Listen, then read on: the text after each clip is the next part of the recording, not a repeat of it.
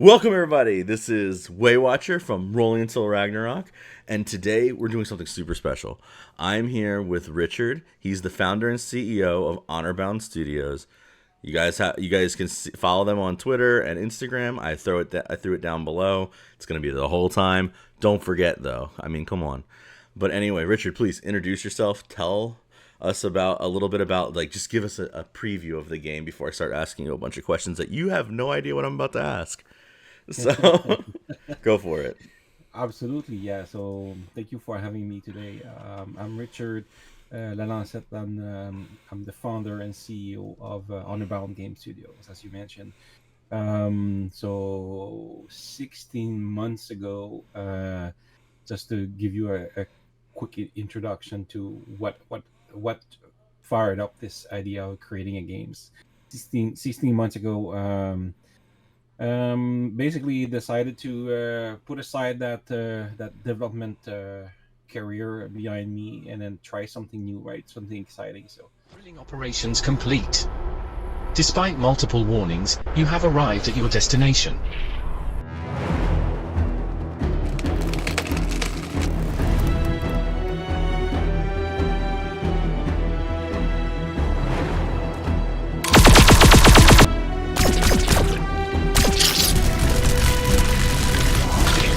This is a large digging rig.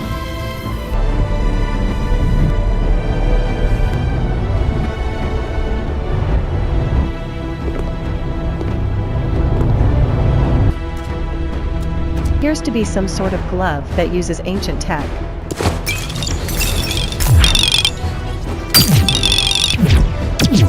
This whole cavern looks moist.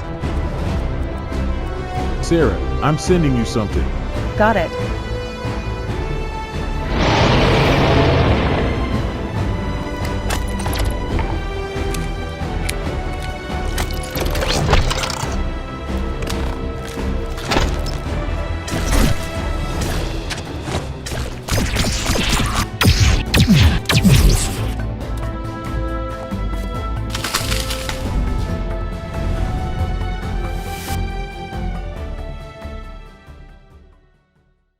exciting. So consulted with my wife and then to see if she'd be willing to support me along this little adventure. And then after that, it turned out ended up incorporating, and then went right into it, building a prototype, and then started pitching ideas, brainstorming ideas, and then that's that's the birth of Relic Odyssey, basically. Yeah. So wait a second though. Wait. I actually didn't know this. That's kind of crazy. So so for everybody to know, I've tried this game before. This is why I'm sitting here. And so Relic Odyssey, that's the game. It's on Steam. Go wishlist it right now. Anyway, Relic Odyssey is 16 months old. Yeah, we started basically first prototype was January 2023. So yeah, a little bit more than. That's Yeah. wild. So what's Yeah. crazy about that is that it's in alpha, but it's like polished. Like it's I mean, maybe not polished, but it feels good to play it. Like, I mean, anybody who grew up in the PlayStation 2 era, I mean, I grew up in the Nintendo era. But I'm old. No, but if you grew up anybody who played PlayStation 2 growing up, like, you'll know like how this game feels. If you played Halo, if you played I mean, Halo's a good one, but for me, it was Unreal Tournament. Unreal Tournament was like my jam. And the idea that this game feels a lot like those games, Red Faction even, like, I'm telling you, like, it's such a nostalgia trip, like, to mess around on this game. But for that to happen in 16 months, it's funny. I'm going to talk a lot real quick, but it's really funny that, like, nowadays, one of the big things that we talk about is how, like, the age of, like, the high-end AAA studio is, like, coming to an end, because AAA games have been just crashing and burning lately compared to all the indie studios.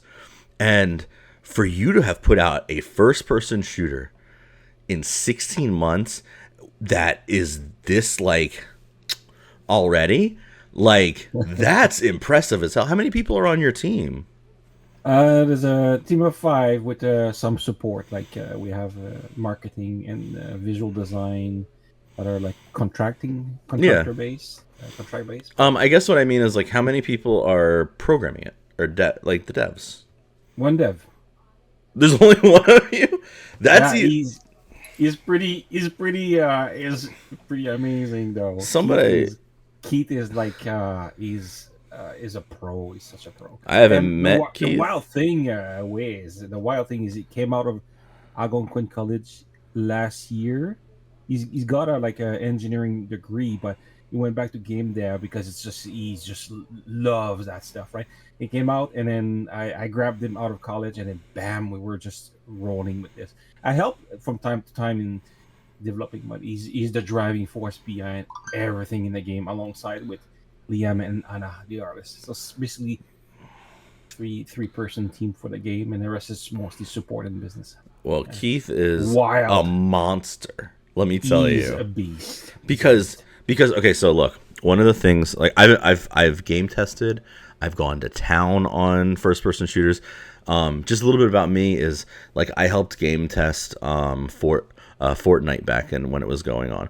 I helped did a lot of the testing for a bunch of other games that I could go through, but Fortnite's the one I'm allowed to talk about because Epic just be picking people up and paying them an Amazon money. It's fun to watch. It's fun to watch it, but I also live really close to Epic, so we've gone up there and done a bunch of different games for them. But the idea that the way you all have put this game together, so like. I don't know if anybody's ever played like Valorant in the early days, or if anybody ever played like PUBG when it was first coming out. I don't know about everybody else, but I used to drop into PUBG and just pretend like I knew what was happening. But the idea that like you guys have like the bullet registration, you guys have like the aiming, like the aim down, like it feels good. Like if I shoot something, it's going to where I'm supposed to go. Like it feels like how it's supposed to be, as opposed to like sometimes you get into a game when it's early on and you're shooting something in the head and it's like my leg hurts, like, or like what I mean, or like it's like over there. Like it's good, man. I mean, the spray pattern, even some of the guns, like it feels like they're blasters, so you don't have to do too much, but it feels good. Yes, some needs tweaking for sure. Some of the work on the guns is coming up. A revamped face for sure. Yeah. So I guess so I haven't gotten too far into the story yet, but I do know that one of the things that is in the game that's really intriguing is that you guys have like a survival element to it. Where did like that whole part of it come from? Because like that's not something you see often. So what was the big push to have that in there?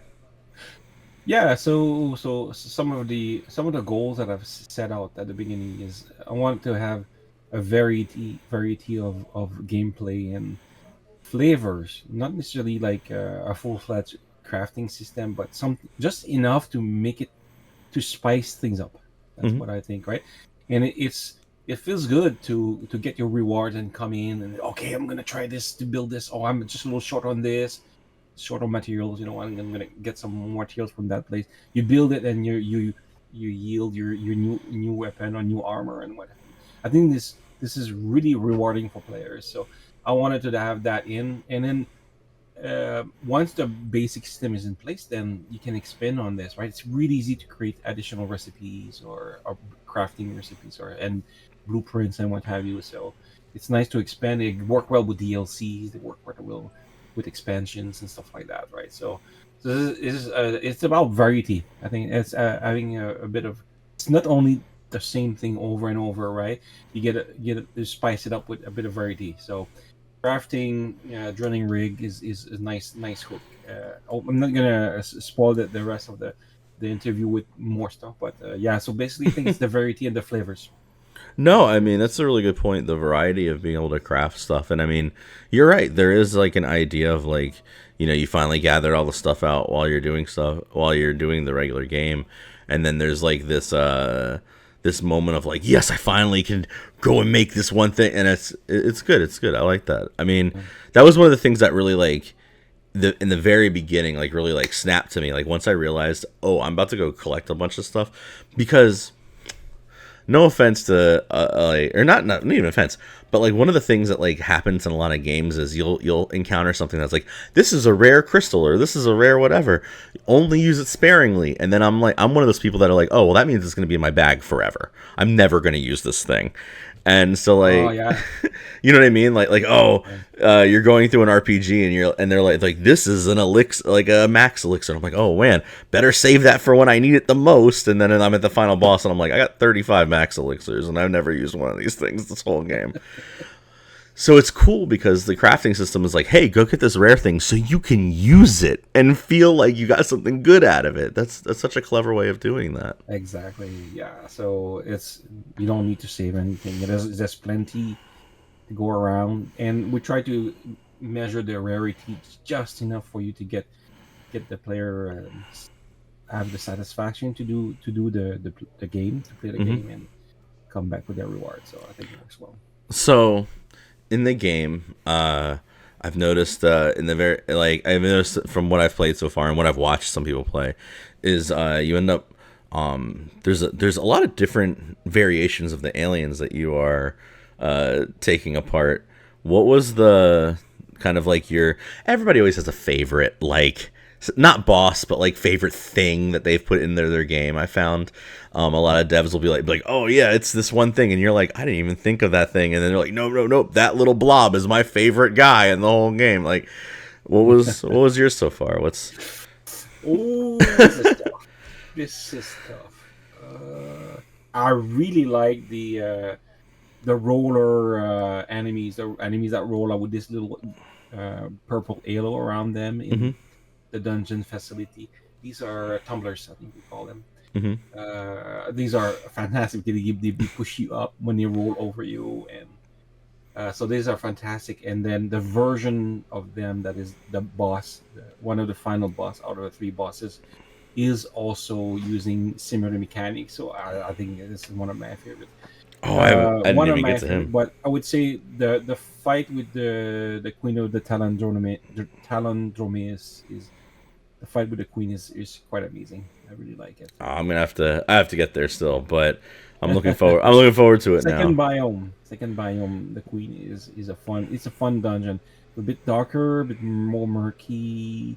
You know, it's not as bright, but it adds a bit of variation. Hope you get to try it. I'm sure I will. I've been messing around with every Saturday afternoons. But anyway, that's awesome, man. Like, so, you know, it's really fun that like you put together this like first person like one player game, because there's not too many of them out there right now that like give you a story or really like try and say, hey guys, you know, sit down and go through this game and just have fun. And like we're on the back end of like getting to see that, like, you know, one player games or, you know, story driven games, narrative driven games are you know, coming like resurging. So the idea that like, you know, you're going to be launching this game here in the next couple months or however long it takes, but like this upcoming moment is, you know, you're really hitting the right time. But I mean,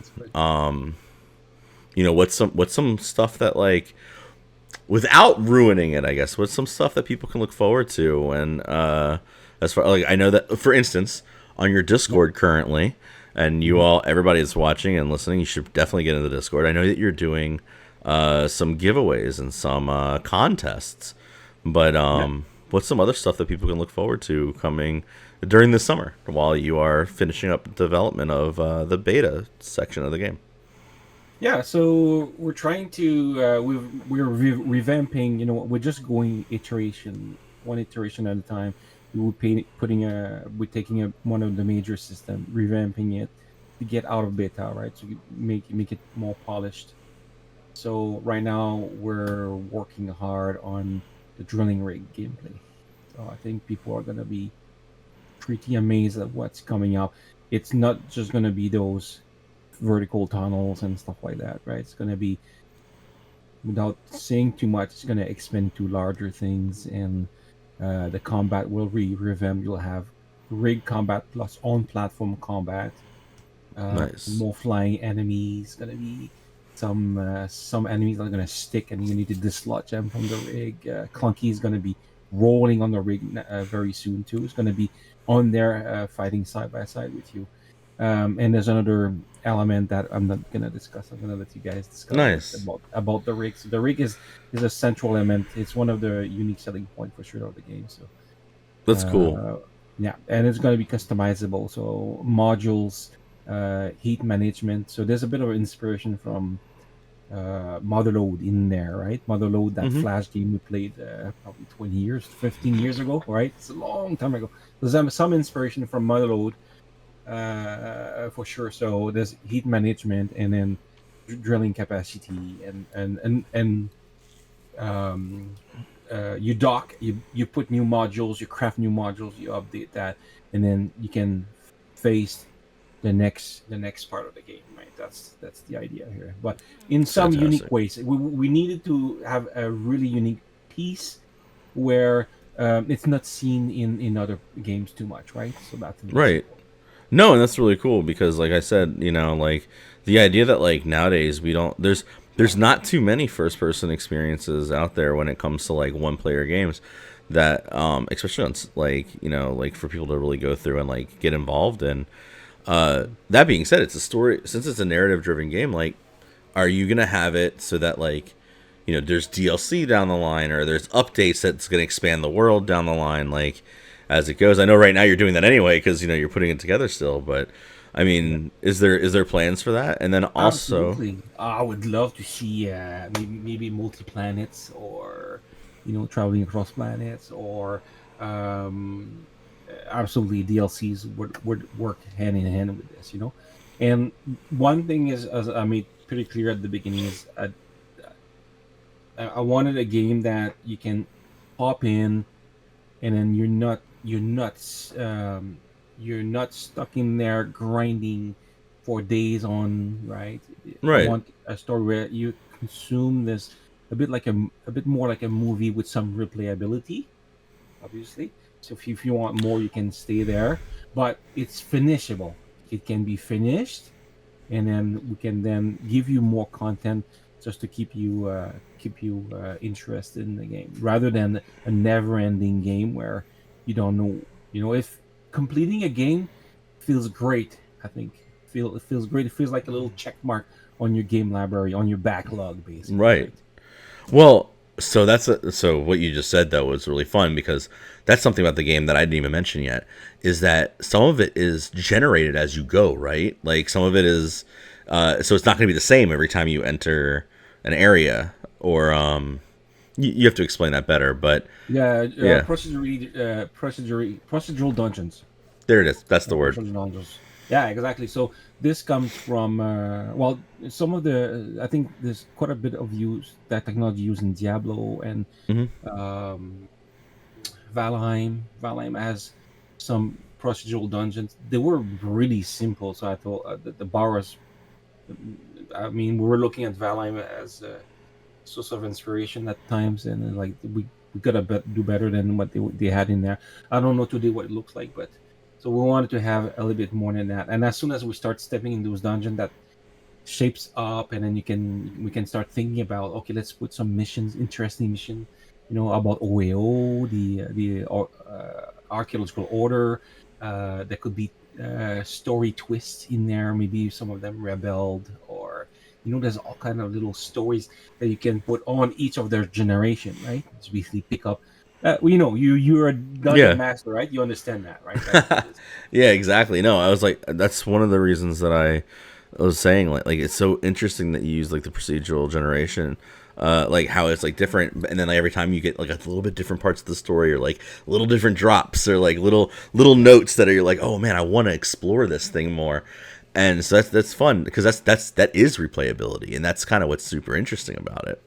And then the idea that you're going to expand on that in the future is big. And I think that that's something that like can't be understated, because we didn't have that growing up.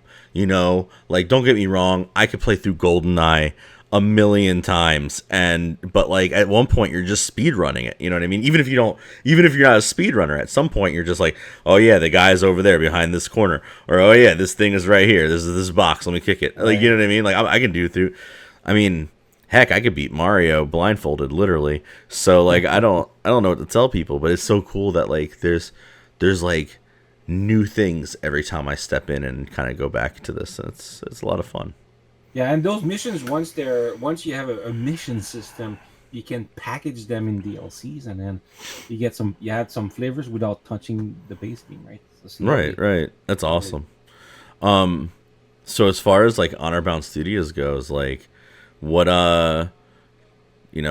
what big contest are you gonna be running this because I know the big contest already, but I know that there's one coming up. You guys are currently running one, the boss contest. That's what's happening right now in June.